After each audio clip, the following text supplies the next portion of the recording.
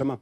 Moi, je répondrais à votre question de deux manières. Il y a le court terme. Oui, il faut faire des économies. Je ne crois pas qu'il y a grand-chose, malheureusement, à gratter. Enfin, le déficit primaire, c'est quoi, 110 milliards à peu près, 120 milliards.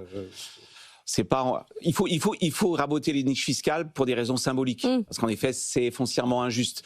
Mais du côté, comme les aides privées, quoi. Voilà. Donc du côté de la fiscalité, je rejoins Isabelle. Du côté de la fiscalité, on peut pas faire grand-chose vu le taux de pression fiscale, c'est quoi, 48% à peu près, un des plus élevés de l'OCDE. Donc oui, il faut afficher, il faut montrer qu'on fait des choses, mais c'est pas là-dessus qu'on va significativement jouer. Donc du côté des recettes, j'y crois pas. Du côté des dépenses, et là je serais pas tout à fait d'accord avec Isabelle, la France aime la dépense publique, surtout parce qu'elle a pas de signal. Hein. On a toujours l'impression que tout est gratuit en France.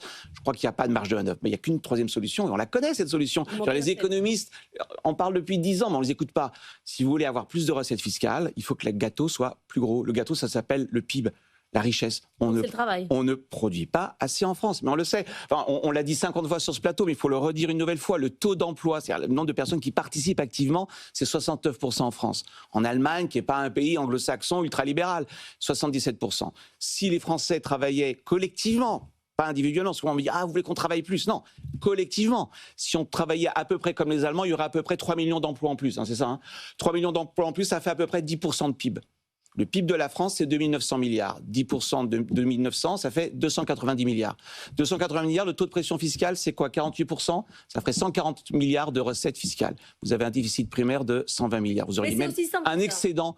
Bah oui, mais ça veut dire qu'il faut faire des réformes structurelles dont on ne parle jamais. Alors on parle du côté retraite, il y a aussi le problème de l'entrée des jeunes sur le marché du travail. Pourquoi finalement, collectivement, il n'y a pas assez de production? Parce qu'on entre assez tard sur le marché du travail. Il n'y a plus de jeunes, vous l'avez dit dans le sommaire, c'est fini, bah oui, des vieux. Bah oui. Alors que le Conseil d'analyse économique a remis, je lisais la tribune de Xavier Jaravel hier dans Les Échos, a expliqué qu'on a un énorme problème avec l'éducation. Alors je ne dis pas qu'il ne faut pas débattre entre nous, hein, c'est important, TVA, alors est-ce qu'on augmente la CSG de 8,3 à 9,2? Tout ça c'est très bien, il faut le faire. Mais ce n'est pas avec ça que vous allez revenir dans les clous. On règle le problème, on travaille plus et... Oui, en fait il faut toujours se tourner vers les laboratoires, et il y a un laboratoire qui est exceptionnel pour comprendre ce qui se passe quand une économie vieillit, c'est le Japon. Et le Japon, bien, on sait, il a exporté du capital. Oui. Enfin, Jean-Marc Daniel le répète à satiété sur ce plateau, il a raison. Vous le récitez par cœur si vous voulez. Mais également, ce qui est très important, c'est de regarder le taux d'emploi, et en particulier le taux d'emploi féminin, c'est au Japon qu'il